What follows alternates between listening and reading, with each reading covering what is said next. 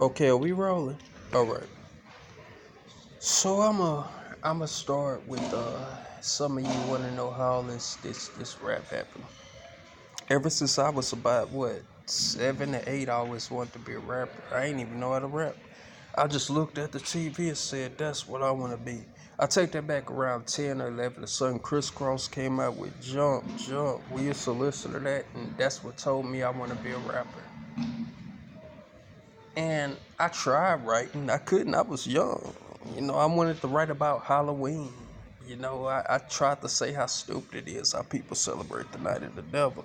But either way it go, I couldn't rap back then. So I turned 15. I got jumped in the Roller 60 Crips. And I was listening to the Crips album, Nationwide Rip Riders. And I just flowed out of nowhere in my room. And that's when I was like, damn, I just freestyled. And so I would freestyle in my room a lot just by myself. And when I turned 18, I went to parties. And I would freestyle at parties. I really did it just for them to... Honestly, around that time, I wanted to hear what they say, how you sound like it. They all liked it. You know what I'm saying? Uh, so, I was kind of a different person then. I used to couldn't write whatsoever. All I did was freestyle. Now, I could freestyle, like some songs I got now is freestyle and you don't know what you think it's written because I could freestyle something so well that sound like I wrote it. So, when I found God, I quit doing all that other shit. I just drink. I quit smoking weed, I mean, if I was to smoke weed today, it wouldn't be the same. I wouldn't want to, it's like, I don't feel the high. I don't like it. Now, X pills and Lorcets and all that, it's been a while, but I doubt I'll do it again, but I can't say I would. That's something that go with my alcohol, you know what I'm saying? But I really don't do that shit every day. That's just something I done here and there. So, I was going through some things. My parents were traders, and they were ugly people. When I say my parents, I'm not talking about my dad, my real dad.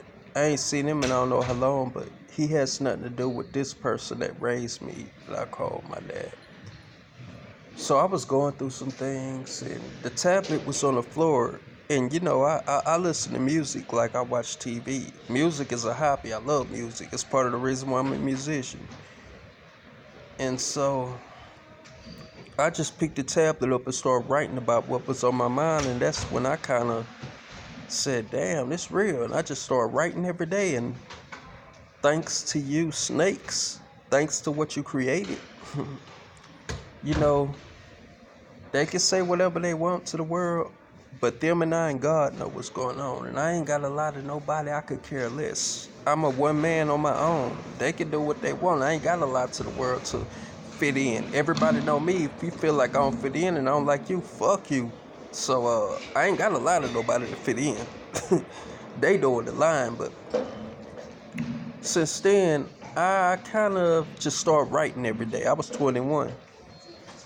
I met this guy at a job, a car wash, and I seen his flyer for artists he had type. Not his artist, he was managing. And I said, yo, what's up? Who this? He said, that's tight, that's my artist. I'm a manager. And I just said, yo man, y'all looking for rappers? He said, yeah.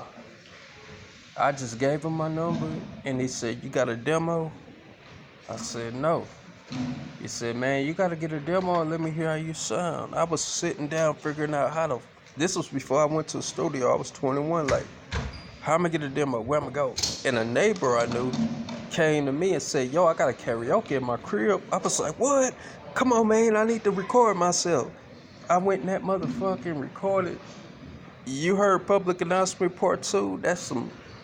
I got some old shit I re-recorded. I re-recorded that, and what I'm telling you right now, Public Announcement Part 2, this was a long time ago. I recorded that same song. It wasn't called Public Announcement Part 2, it was something else. And so, I went to his house. I got on the karaoke. Boom, boom, boom, boom, boom. I took the tape and gave it to the manager. He liked it and shit, but he wanted me. It's like this. We kept in contact, but after so long, he wanted me to be a puppet rapper to talk about what they want. You got some of these rappers that just talk about what a label want them to talk about, and that wasn't me. I wasn't finna do that. So me and him ain't work out. And so I eventually went to the studio. Let's see. Oh, no. Let's go back to the same year. I'm not gonna record all this on this one thing. This is a long. Okay, this same year in 2001, niggas I used to be cool with, so-called cool, talk about my back about, hey, I told y'all about this shit. I'm a Will Smith rapper and I'm fake and blah, blah, blah. But you know, they called me and needed me to go to the studio because they needed more gas money to get there. And I'm like, to record, yeah, let's go. I go there. Them niggas ain't record shit. I'm the one that did all the rapping. And so they called themselves lyrical drummer, all that shit. And they went up there and didn't record nothing. This guy needed people to feature. I don't even know. To this day, I don't even think I know his name. All I know was they was like, come on, get on the song. And I was like, okay, let's do it. All I know was I jumped on that shit. This is old. If you heard that, I met him that day. Don't even remember his name, barely know. All I know was, you want to rap? Rap right here. I was like, come on, let's do it. I went to the studio, did my thing. And so eventually in the next year, I got a job and started working on my first CD. You know, around this time, my raps was getting stolen because, again, the traitors that was supposed to be my parents knew what was going on. And when I found out, you know, I take my rap music serious. You can do a lot, but mess with my music, it gets real serious. So when I found out these motherfuckers went in the house, mind you, they got a key from my supposed to be parents, because the bitch that's supposed to be my sister was married to the snake ass nigga and his friends that stole my shit. They can go in the house whenever they want, when you here, when you not. So it got serious. I'm like, y'all want to steal my shit. And you hear controversial songs I make now. I've been doing that shit for a long time. But every controversial song you ever hear me make, it's some real ass shit. It's real beef or something. It's just real. I ain't with all that just talk shit. If I ain't talking shit in real life just to be doing it, why am I do that shit on the song? If you see me in real life talking shit, that's how you see me on the song in real life. That means I'm really at somebody. So I made a song, and that song turned out to be a big song people liked. That was one of them on it. And I started working on my first when I was going through some things. I got put out of the house. And so, work with me, people. I'm fucked up. Anyway, I'm trying to say it the best way I can. Trying to say it perfect. Yeah, I got kicked out, and so I was with a homeboy that used to be my homeboy. I was living with him and his stupid ass bitch, childish bitch. That's what came between me and him, a dumbass bitch. But what I was saying, oh yeah. So later on down that road that came out, HNKC, a lot of you, well, some of you, I can't say a lot, some of you do know about my old stuff, but some of you only know about the internet stuff. I've been doing music way before that. I was out selling CDs. Like my first one came out, and I'm gonna tell you another piece of game. I was watching Baby Boy, and he inspired me. See, nobody taught me to go out there and do what I did. I was watching Baby Boy, and he was like, I can go out and sell dresses and this and that. He knew how to go and talk to people. Oh, I thought my phone died. He knew how to go and talk to people, and that's what told me, yo, you can sell your shit, bro. You let them hear it on a how do you say it, on This was when CDs was the shit, so the headphones. And when I watched that movie, I went out there. Some of you may have seen me actually go to you with flyers or something, because it's all about motivation, how you talk to people. You got people that don't listen to rap. You talk to people the right way, they might give you a chance. You got period. I mean, no matter what you're doing, somebody might have $30 in their pocket, and you selling cologne, and he like, I don't want to buy that, but you know how to come at somebody to sell it to him. He just might buy it, he or she, because it's all in how you come at people. And when I looked at that movie and learned that, something told me, let's come out with your first CD, HANK. I was 23. And that's what I did. That one came out. I was dissing the cats that stole my raps. And I recorded some of the shit that they stole from me and recorded. But, you know, people listen to my shit that's mine and threw their shit away. You know what I'm saying? So, that's one. I put another CD out in 2000 and what? It was the end of 2005. And that's what made me blow up, really. I put it on Sirius Satellite Music, and, you know, I went out and sold it like normal. And in 2006, I made the third one, Rapping and Surviving. And I sold that. And what happened, I got put in a situation. When I got put in that situation, I made my fourth one. And I was living with some people selling my CDs. And some enemies got dealt with. I don't say too much. All you gotta know is they got dealt with. I ain't gonna tell you how. Any real person know what I'm talking about when we don't talk on camera and tell you shit. All you need to know is they got dealt with. Motherfuckers that stole my raps, they got dealt with. Put it to you like that. I eventually went through a hard time, and I went through things I was afraid didn't want to happen. But I learned from that. I learned what some people used to tell me: don't be giving your money to them motherfuckers. They there because they want to be. I ain't know that before then until I was actually in that situation. See, a lot of people can say what they want, but they never been there. They never been in that situation. And sometimes if you use your brain, you can open your eyes and see. If a cat tell you, I'm getting on the bus, do you have this and that? But you see him tomorrow, you see him the next day, you see him the next day. Nigga, do you come here every day to say I need to catch the bus? Be for it, use your brain sometimes. But I got put in that situation, and so my music was on the hold. And around this time, I was known how I am now. See, some of you never heard that shit, and some of you have. Like, I got music some of you ain't heard, and there's cats you might know that would play my old shit before the internet, because I ain't get on the internet until 2016. And the CD, that public announcement, I ain't even get on it right away. I was selling that in the street.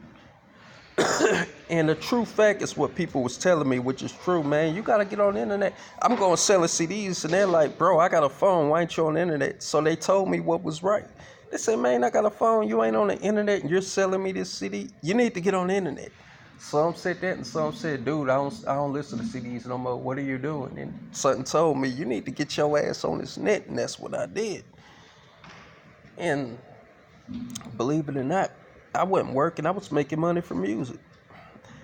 And the internet costs money, so ain't no such thing unless you on this some little shit that I ain't on, because the only people that's on that, most of them are just, they ain't really trying to put the money and effort in what they're doing, and some are starting off, which I started off in a way like that, because SoundCloud was one of the first ones, but I learned where the real shit's at is where you gotta pay the money.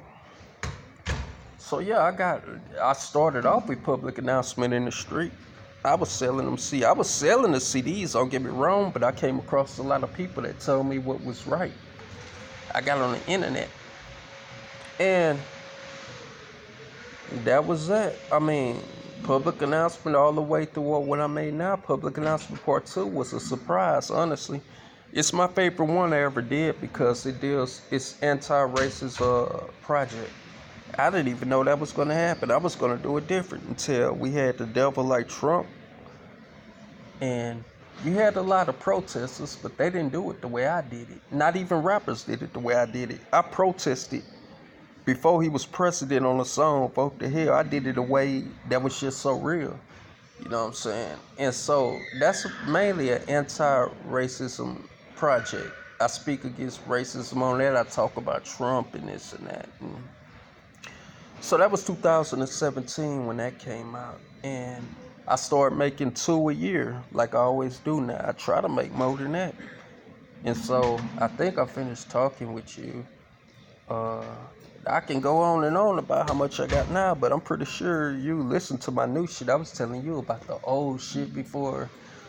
My old name used to be Crazy Ace the Thug Soldier. And so some knew me as Crazy Ace, some knew me as Thug Soldier. That's where the old stuff come in at. All the new stuff, I know you hear it all. Public Announcement Part 2 is my favorite one, and it happened when Trump got in the office. That's when it turned into a whole different way of recording. I was going to do it differently. And if you don't know, I was freestyling on Vote the Hell. The only thing I wrote down was the chorus. When I say vote this motherfucking devil, that's the only thing I wrote down. I freestyled that whole song. And so, yeah, y'all want to know the music part? I guess that's it. I don't think there's nothing else to say. Shit, I mean, you want to know the rest? Third was, fuck Donald Trump. Honestly, I wasn't going to call it that. I'm going to tell you the truth. It was supposed to be called the Voucher Responsibility Land, but I had a fuck Donald Trump shirt on. And my CD distributor said, if you don't, okay, my artwork wasn't right. So if you don't write, if I didn't pay to have the artwork say the Voucher Responsibility Land, your shirt says fuck Donald Trump.